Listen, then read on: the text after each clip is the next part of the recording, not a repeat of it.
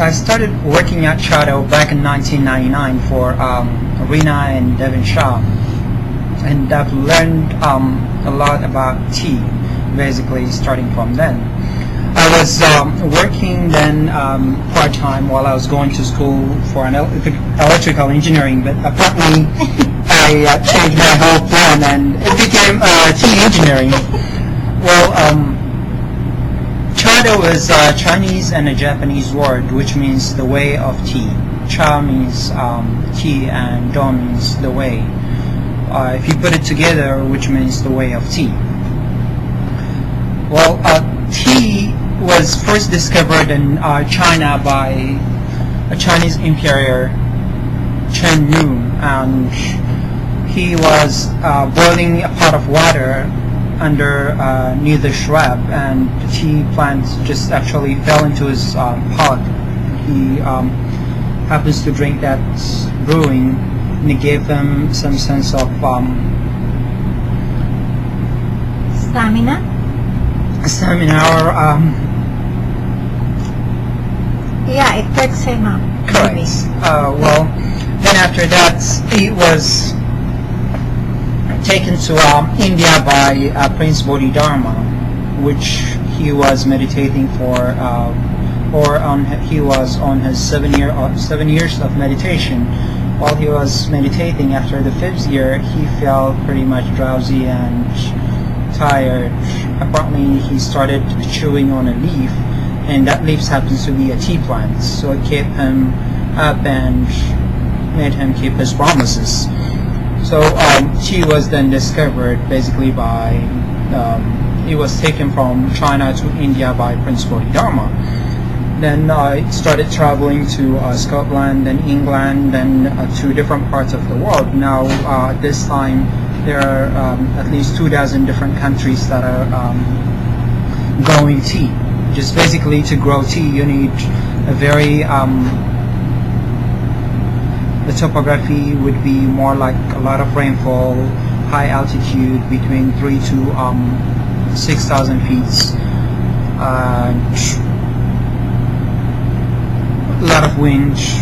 The temperature at those natural things would determine basically what kind of tea you're going to have at the end.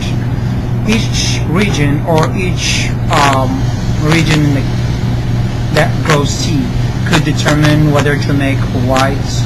There's 6 different classes of tea basically: a white, a yellow, green, blue, or oolong, or a black tea or a red tea, as they call it in China, or a pu'er tea, which is very common in China, or it's a region in China, and depending the 5 teas that they take, or the first 5 teas, and they oxidize it underground, they would add microbes in it, and it becomes a pu'er tea, which is its own class of tea.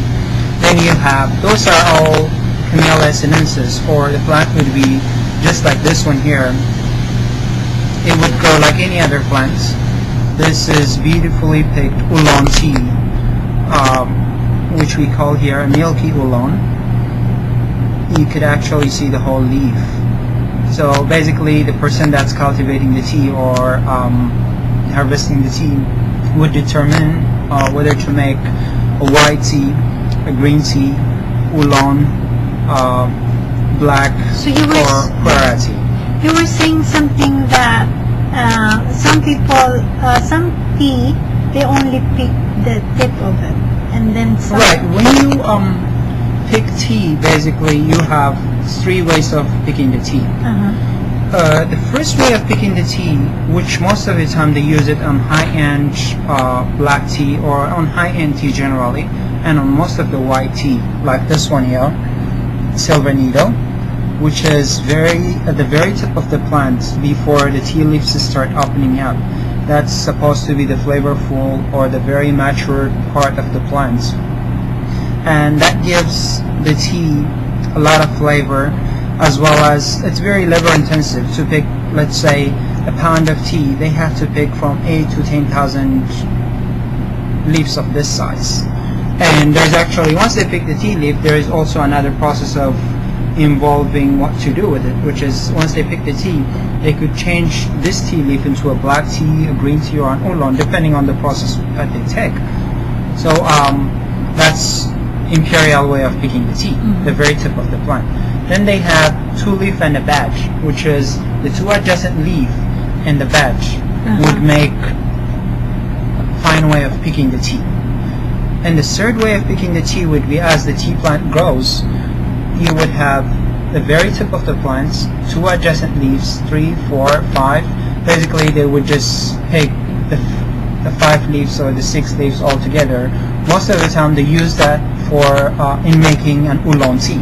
So this white tea here is the tip of the plant. This is the imperial. Yes, imperial. And that one there. That's more like this would be, if the tea has only this part, it would be finely picked tea. And mostly when you even select tea or when you go to different tea places, you would see if the tea has, if it's the very tip of the plant, it would be either, it should be either a gold tip or silver tip. What's gold or silver? It's not really gold or silver. No, it looks like silver, basically. Really? You know, this, for instance, if you see the color of this, it's silver. But this is the white tea. This is the white tea. Specifically, this one is the silver needle white tea. It looks like a needle shape. And when you make this tea, it could actually stand in the teapot just like the needle shape. Okay. And this tea naturally would be picked and sun-dried. There is no any other process involved. That's why most of the time white tea tends to be very expensive, actually very healthy comparing with any other teas. Very sweet. That's really nice. They pick the tea leaf, it's sun-dried and it's just sun-dried. So it's very natural.